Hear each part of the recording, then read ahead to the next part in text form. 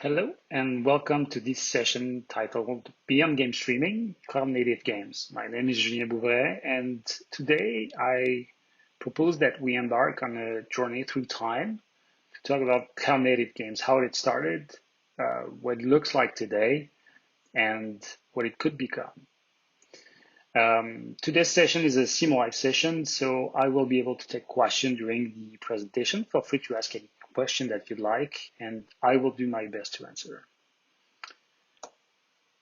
First, let me tell you about myself. As I said, I'm Julien Bouvret. I started in the video game industry in '98. That was last millennium. That's quite a while. I started working as a physics programmer in Ubisoft back in France. Quickly, I moved to Montreal, but still working on as a physics programmer on racing games. Eventually, I moved on to a lead programmer role. I worked on well-known franchises such as Rainbow Six and Splinter Cell. And when Eidos Montreal started in 2007, and I learned that they were working on the Deus Ex franchise, I was very keen to join the studio, and that's what I did. I was fortunate enough to become the lead programmer of Deus Ex Human Revolution. That was our first game. After shipping that project, I became CTO of the studio, which I had been until 2020, last year, when we started Eidos-Sherbrooke, which I'm now heading. In today's presentation, we'll get through three parts. First part will be a bit of history. We're nothing without history, so let's talk about history of cloud gaming, how it all started. In part two, we'll talk about our research at Eidos-Sherbrooke. And finally, in part three, we'll look at the future, what type of technology are just around the corner that could power cloud gaming and what that will change. Let's start with the history of cloud gaming. Cloud gaming really started around 2008. I say around 2008 because that's where we became aware that cloud gaming was a thing. I was fortunate enough to see at GDC, how it all started. And that's where we saw that it could become something very, very interesting. And the promise was that you could basically play any type of game without requiring the complex hardware locally. So it can either run on a web page or on a micro console, which was what OnLive was proposing at the time. And, the experience was okay, I guess, at the time. At least it was a good step forward. It was not great. We had issues with latency for some games. Quality was not as good as it was for equivalent games on console or PC. It was close, but not quite as good. And potentially the major problem with those platforms at the time is the likely high cost of infrastructure, because basically the way it was implemented at the time is that for every game session that a player would start, you would have to have a PC at the other end that was playing the game. So there's a one-to-one relationship between one player and one PC that runs in the cloud. So, quite difficult to expand as well throughout the world. Eventually, both these companies closed. Their assets were acquired by Sony Computer Entertainment and eventually rebranded as what we know today as PlayStation Now. So, that was still a very good first step for cloud gaming. Today, the landscape is quite different. I split the companies that are active in cloud gaming in two areas, basically. The first one being content stores. That means stores that actually where you can buy games, and the other one is streaming services. So, for instance, in stores, PlayStation Now is still there and kicking. It's still very, very very popular, but quite a few new players started in the last 5 years, including, for instance, Microsoft xCloud, which now is part of the Microsoft Game Pass Ultimate. It was first announced in 2018 and quite popular. Same year in 2018, that was the start of Stadia as well. Then again, a bit more recently, Amazon started a service called Luna, Amazon Luna, that was announced last year. And one of the older player in PC games, Steam, started Steam Cloud Play as well. In terms of services, the offer is also quite impressive. For instance, GeForce Now, that was formerly known as NVIDIA Grid, which actually started as a beta product in 2015, is now out of beta since last year under the name of GeForce Now, which is quite an interesting piece of technology as well. But again, new services like Parsec and Shadow PC. Shadow was actually started in 2014, and Parsec in 2016. Ubiquitous is a bit less known, but just so you know, that's actually the service that powers cloud gaming on the Nintendo Switch. So quite an important player as well. But then again, when I started my research on what companies currently operate cloud service, cloud gaming services, it's more than 30 companies that I was able to find, and there are new ones started every now and then. So it's a very impressive offering. The technology today is way better than it was 10 years ago. In terms of image quality, now you can reach resolutions up to 4K. It consumes a lot of bandwidth, obviously, but it's achievable. 60 FPS. Latency is still, sometimes noticeable depending on the type of games that you play. But it's much less intense than it was back then when cloud gaming started. And you still have that ease of access where your library follows you wherever you are. You can play on a web browser or micro console or any type of device that you own at home without requiring to invest in a very powerful console or PC. And that's quite a important factor in those offerings. So one could say that basically it's pretty much mission accomplished. We've been able to replicate game experiences that can fire on console and PC. So that would be potentially what one could think. But in reality, we didn't see a huge takeoff in market share for cloud gaming so far. It's still not a big area, a big place where players will play, and there might be a reason for that. In my opinion, the fact that there's an ease of access to the content is a great thing. It's certainly a plus, but the type of games that you see on cloud today are very much the same that we have on console or PC. It's the same games, which is kind of sad. There's not a huge incentive to move to the cloud because aside from not having to invest a lot in hardware locally, well, you don't get to play the games any differently than you were. So if you already own a PC or a console, there's not a huge incentive to move there. So let's look at what we're doing at Eidos-Sherbrooke to try and change that. Eidos-Sherbrooke started last year, right in the middle of the COVID-19 pandemic. Actually, we announced the studio back in June 2020.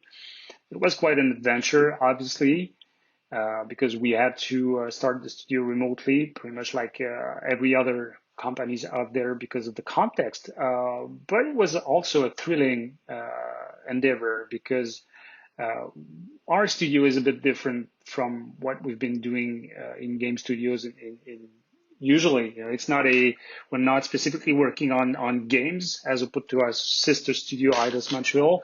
We're working on technology that will power the games of the future. And really, our mission is to imagine the games of tomorrow. So we are an expert studio working on disruptive innovation. We are composed of industry veterans with 20 plus years of experience in video games, as well as subject matter experts from other types of areas that are not directly linked potentially to video games. And that's really that mixing of different cultures, different experiences that enables us to create basically to go beyond what we would do usually. We're trying to get our inspiration from pretty much any other subject that touch video games and technology. Obviously, we're interested in anything that relates to video games, type of technology such as physics and rendering, animation, machine learning, which is more and more a tool that we're using in video games as any other type of technology. Network is a huge thing when we talk about cloud gaming. So anything that relates and revolves around games is something we're interested in. We're not specifically only looking at cloud gaming, but we realize that cloud gaming is a big thing for the future. One thing that I want to point out is that while we're not working specifically on games for now, our ambition is not to create technology for the sake of creating technology.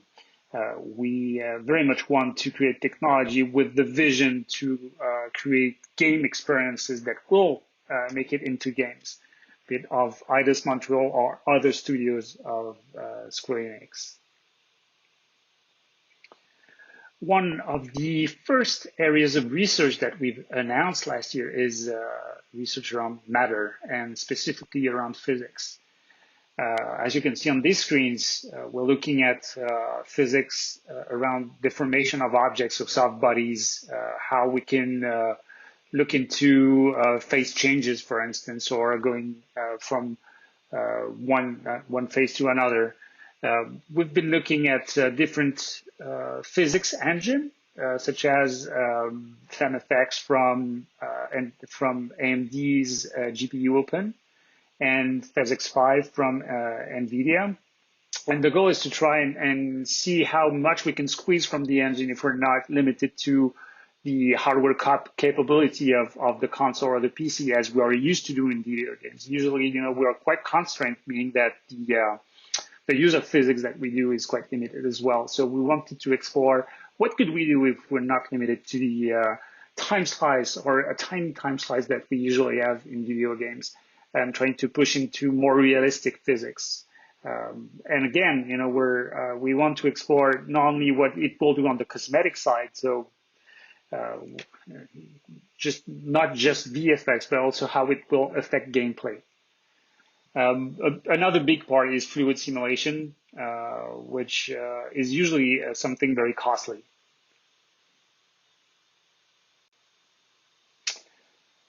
A second area of research is rendering. For instance, one thing we're looking into is tiny voxels, or how to model the world with volume rather than surface as we usually do. Our voxels, we call them tiny voxels because they're very small. And we're looking not only at rendering voxels. What we do, for instance, in this screenshot is full ray tracing, but also physics of voxels. Another thing is volumetric effects.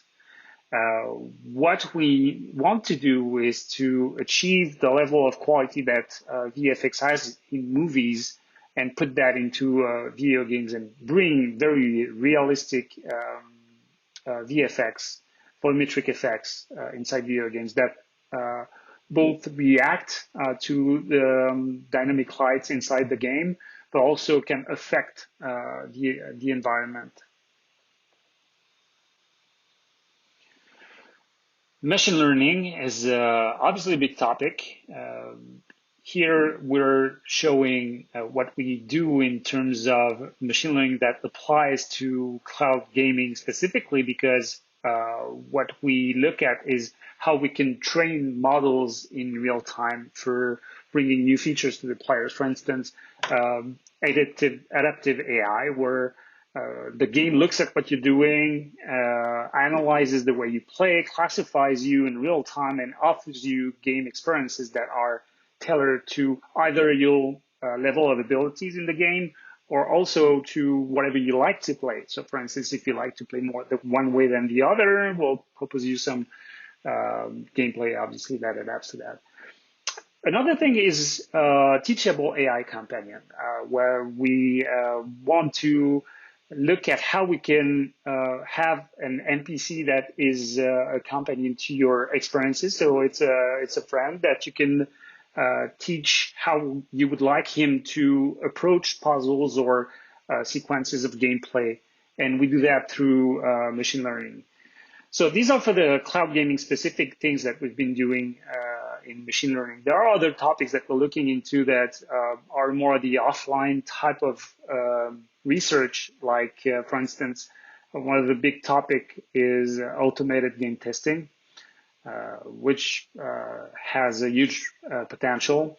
Another thing is assisted content creation, because that would be more and more important. You know, we were talking about in the past years how open world mandate that we create more and more content. But when we look into cloud gaming, that will become even more of a reality because content will be the key. So having the ability to have those tools that will allow content creators to keep the creative side for them, but having being assisted by the computer to do the 80% of the work that is maybe not as creative as the other side. So yeah, that's going to be a huge factor. So all of this is fine, but if we want to run this very complex simulation in the cloud, we need to do it in an efficient way that does scale with the number of servers available. So in order to do that, we need to change the game engine. We need to split it into modular systems that can run different pieces of simulations in parallel, and that we can scale pretty much how we want. If we can do that and run it on as many servers as you like, then we can scale horizontally quite easily, and we can dynamically assign resources depending on the load. So for instance, you can have at one point in the game, you can have very heavy physics that will require potentially 2-3 nodes in the cloud that will run a very complex simulation. While maybe on the animation side, doesn't need to be that heavy. But another point in the game, maybe it's the other way around. So there are quite a few software that are available to do just that. The first one we took a look at is Improbable's Spatial OS. That is aimed at running simulation in the cloud, just like that, so games in the cloud. For now, it doesn't quite fit our requirements in terms of moving the loads from one node to the other, but that's still an interesting piece of software. Another thing that we looked at is NVIDIA's Omniverse. So if you were to look at diagrams of Omniverse and looking at this slide exactly as it is, it would quite fit naturally. The major issues that we've encountered so far is that it didn't fit our requirements in terms of running real life simulation that would fit in game with the constraints that we have. So for now, we are working on our own solution, but that may be something that we want to explore in the future. If we could potentially having something like Omniverse at least take some part of the work. And there's still a long way anyway. There might be things that will evolve, and we'll see how it evolves. But that's interesting because if you look at the picture now, we're not matching one player and one server. What we're doing is that for each player, we will attach, for instance, one game server, but that game server can actually talk to many simulation nodes, potentially very specialized. And we can dynamically change the load depending on whatever is happening during the game. So what can we do once we can actually run whatever workload we want on as many servers as we want in the cloud? Well, first things that we started looking into is how to run very complex simulation with loads of NPCs with complex behavior. So it doesn't potentially look like that on the screen right now, but we could actually simulate very complex behavior for each NPC. And the thing that is interesting is that we can either split on the geographical scale, meaning if one NPC moves to another node, to another area of the map, we can actually move it to another node, or we can decide to split it on another, for another reason, to another node, maybe because now it's doing something very specific in terms of simulation that for which we have a node that is specialized into that, or for any other reason, by the way. And why we've chosen to look at NPCs, one cool thing is you can extend that to pretty much any module, and you can think of having as many players as you'd like, for instance, virtually any player. So potentially game experiences with tens or hundreds of thousands of players at once in the same world. And on top of that, since the simulation is running in the cloud, it can continue living even after the player disconnects. So we can have a fully persistent game world. And that ties up pretty nicely with upcoming technologies such as edge computing and 5G, as well as quantum computing, which is a bit farther away in the future. When it comes to edge computing, it's certainly not new. It's something that has been there for a while. It's still expanding quite rapidly, by the way. But the idea behind that is that one of the drawbacks that we've seen, at least in the past, is that latency is still an issue. So if we want to combat that, I think the easiest way to do it is to actually look at running the latency sensitive workloads as close to the player as possible. I mean, potentially some workloads will actually stay on the device of the player, but some of these workloads, for instance, on this slide, we're noting player animation. We could decide to actually run it on an edge server very close to the player. That's a limited part of the simulation. And the rest of the simulation can, if it's actually more resilient to higher latency, we could run it further in the cloud. And that's one of the great advantages of 5G, by the way. 5G is not just a faster network. It's also a network that does incorporate having the ability to run some computing on the edge. So that's really a nice way that the multi-node engine could fit with newer network architectures. Another interesting up-and-coming piece of technology is quantum computing. So that may sound quite a bit futuristic, talking about video games and quantum computing, but according to at least people expert in the domain, there might be some actual applicable results from quantum computing that comes up in the next 4 to 5 years. So it may not be video games when it starts, but it's not that far away in the future. So much so that we may want to keep an eye on what it could do for us. And one of the first things that we could imagine is that we could look into porting our machine learning models into the quantum computer. That may actually make some of the training of the models that are quite slow at the present time, make that real time and applicable to real time applications. So that's certainly something that is interesting. Another field that we may want to look into is quantum rendering. That's a bit further away. So if there's just one thing I would like you to take away from this presentation is that cloud is a new platform. And really what we need to do is think about content and how we can make content that is tailored to that platform. Technologies can solve many things, but it will not magically make people want to play on the cloud. What we need is to bring native experiences that require the cloud. That's really how we will create those new stories, create those new ways to play. So I really invite you to imagine the games of tomorrow. And if you want to participate in this adventure with us, well, we are obviously hiring, so feel free to contact me or go on our website. The QR code will lead you exactly there. We are hiring talented technical people such as programmers, machine learning specialists, etc.